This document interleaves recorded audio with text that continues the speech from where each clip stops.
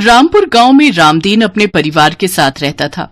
उसके परिवार में उसकी पत्नी सुनीता, बेटी कोमल और बेटा सागर और बहू चांदनी थी। रामदीन खेतीबाड़ी करके अपना परिवार पालता तो उसका बेटा गांव में ही एक दुकान चलाता था। रामदीन बूढ़ा होता गया तो अब उसकी तबीयत कुछ ठीक नहीं रहती, जिस वजह से वो खेत पर काम करने नहीं जा पाता। अब घर की सारी जिम्मेदारियां उसके बेटे सागर पर आ गई। कोमल बड़ी हुई तो रामदीन ने कहा, सागर, अब हमारी कोमल बड़ी हो गई है, अब हमें उसके लिए योग्य वर ढूंढकर उसकी शादी कर देनी चाहिए। पिताजी, एक तो वैसे ही घर की सारी जिम्मेदारियां मेरे कंधों पर आ गईं, ऊपर से आपके इलाज का खर्च और अब इसकी शादी का खर्च। ना बाबा ना, मुझसे नहीं होगा। इसलिए पिताजी, मैं अपनी पत्नी के साथ अब अलग घर में रहूंगा। आप अपना इंतजाम खुद देख लीजिए।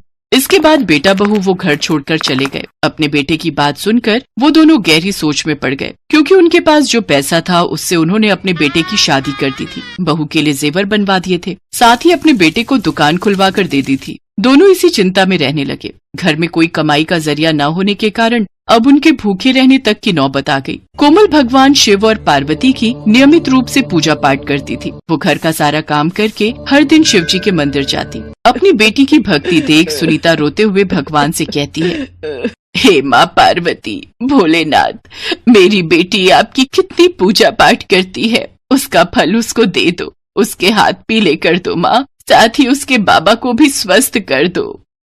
तभी उनके दरवाजे पर एक बूढ़ी औरत आई। बेटी, कुछ खाने को दे दे। माँ जी, घर में खाने के लिए तो कुछ भी नहीं है, लेकिन हाँ, मेरी बेटी कोमल मंदिर से ये फल प्रसाद में लाई थी, इसे आप खा लीजिए।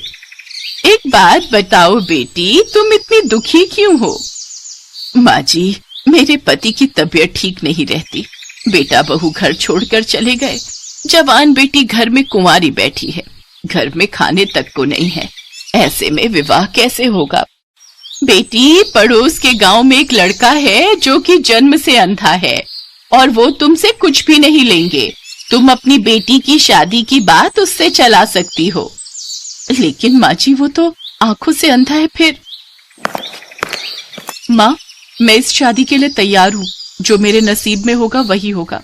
सुनीता ने उसकी शादी राजेश नाम के उस अंधे लड़के से कर दी। शादी के बाद एक दिन कोमल मंदिर गई, जहाँ उसे वही बुढ़िया मिली।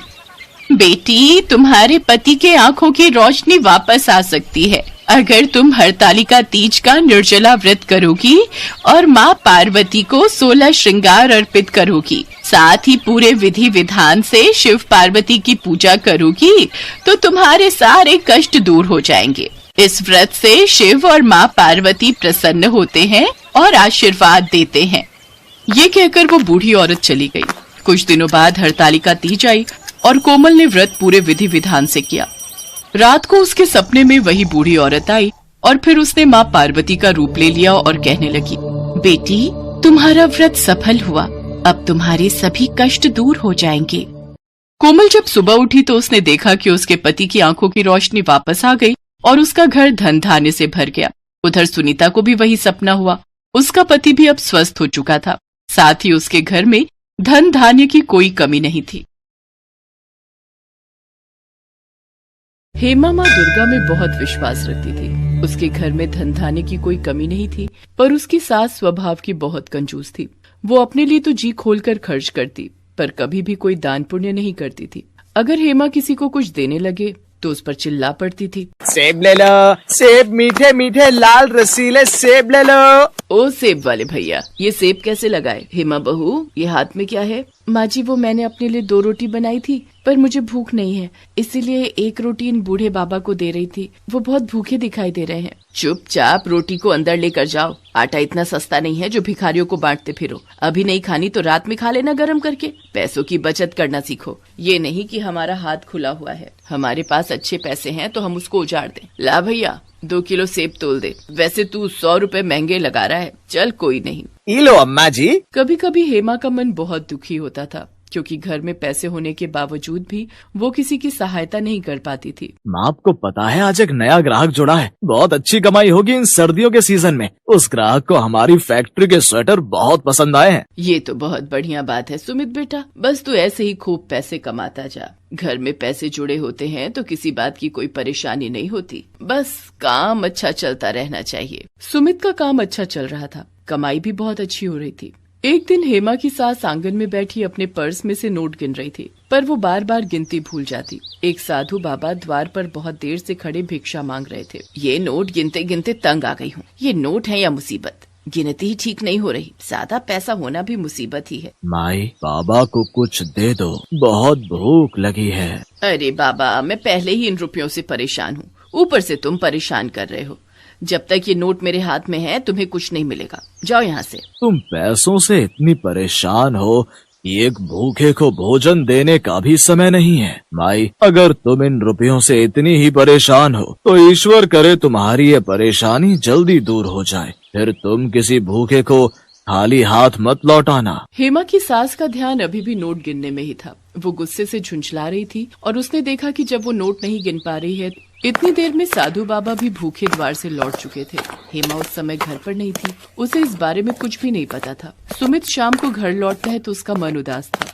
क्या हुआ, आप बहुत परेशान दिखाई दे रहे हो? मैंने बताया था ना, जो नया ग्राहक जुड़ा है जिसने फैक्ट्री में स्वेटर का ऑर्डर लिखवाया था, अचानक उसने मना कर दिया है। मेरा बहुत नुकसान हो गया। मैंने तो माल बनवाना शुरू भी कर दिया था, पर उस ग्राहक को विदेश जाना पड़ा। आज ही उसका फोन आया है, वो माल बनवाने को मना कर रहा है। कोई बात नहीं, आप परेशान मत हो, सब ठीक हो जाएगा। ये नहीं तो कोई और ग्राहक आ जाएगा। आप बैठो, मैं खाना लगाती हूँ। पर ऐसा नहीं हुआ। सुमित की फैक्ट्री में माल पड़ा रहा, पर एक भी ग्राहक ने माल नहीं खरीदा। धीरे धीरे सुमित का सारा काम ठप हो गया और वो कर्जे में डूब गया। घर में पैसों की तंगी आ गई। हेमा और उसकी सास दोनों के सारे गहने बिक गए, मकान गिरवी रखना पड़ा, फैक्ट्री को ताला लग गया और वो लोग बहुत गरीब हो गए। एक दिन हेमा घर के बाहर झाड़ू लगा रही थी, तभी वही साधु बाबा फिर से आए। क्या हुआ, आज भी मैं यहाँ से भूखा जाऊंगा? हेमा की सास देखती है ये तो वही बाबा हैं जो कुछ दिन पहले उसके घर से भूखे गए थे। हेमा की सास की आंखों में आंसू आ जाते हैं। नहीं बाबा, ऐसी बात नहीं है। पहले मेरे घर में रुपया पैसा सब कुछ था, मैं तब भी आपको भूखे पेट भेज रही थी। आज मेरे घर में अन्न का दाना नहीं है, इसलिए मैं आज भी आपको द्वार से भूखा भेजने पर मजबूर हूँ। मुझे माफ करना बाबा, अब हम पहले जैसे धनवान नहीं रहे, हम बहुत गरीब हो गए हैं। रुकिए बाबा, ये रोटी और चटनी आप खा लो। बेटी, तुमने मुझे अपने हिस्से का भोजन दे दिया और तुम भूखी रहोगी। बाबा, मैं भूखी कहाँ हूँ, मैंने माँ दुर्गा का नाम लेकर उनके प्रसाद की मिश्री खा ली, मेरा तो उसी से पेट भर गया। जीती रहो बेटी, तुम माँ दुर्गा की सच्ची भक्त हो। घर में ये परेशानियाँ इसीलिए आई हैं क्योंकि तुम्हारे घर से कभी भी किसी गरीब और बेसहारा को दान पुण्य नहीं हुआ था। तुम माँ दुर्गा के नवरात्रि व्रत धारण करो, माँ दुर्गा से भूल के लिए क्षमा मांगो, भूखों को भोजन खिलाओ, प्यासे को पानी पिलाओ। देखना, तुम्हारे घर की स्थिति पहले जैसी खुशहाल हो जाएगी। ठीक है बाबा, मैं माँ दुर्गा के नाम के नवरात्रि व्रत अवश्य रखूंगी। और फिर साधु बाबा के कहने पर हेमा ने विधि पूर्वक सच्चे मन से माँ दुर्गा के नवरात्रि व्रत रखने शुरू किए। वो माँ दुर्गा के नाम की जोत जगाती थी, घर में उनका कीर्तन और भजन करती थी, जिसमें उसकी सास और पति सुमित भी साथ देते थे। हेमा ने अभी 3 व्रत ही समाप्त किए थे कि सुमित खुशी से घर लौट कर आता है। माँ, जानती हो, मुझे स्वेटर और टी शर्ट का एक बहुत बड़ा ऑर्डर मिला है। दिसंबर तक मुझे ये ऑर्डर तैयार करना है, बहुत जल्दी जल्दी काम करना होगा। कस्टमर ने मुझे माल बनाने के एडवांस में रुपए भी दे दिए हैं। तू सच कह रहा है बेटा?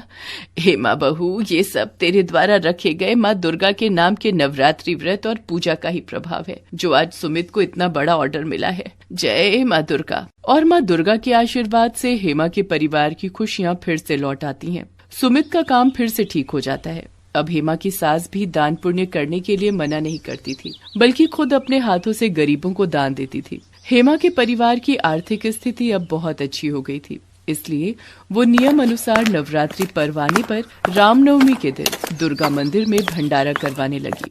कुछ समय बाद माँ दुर्गा की कृपा से हेमा के घर 2 बच्चों का जन्म हुआ।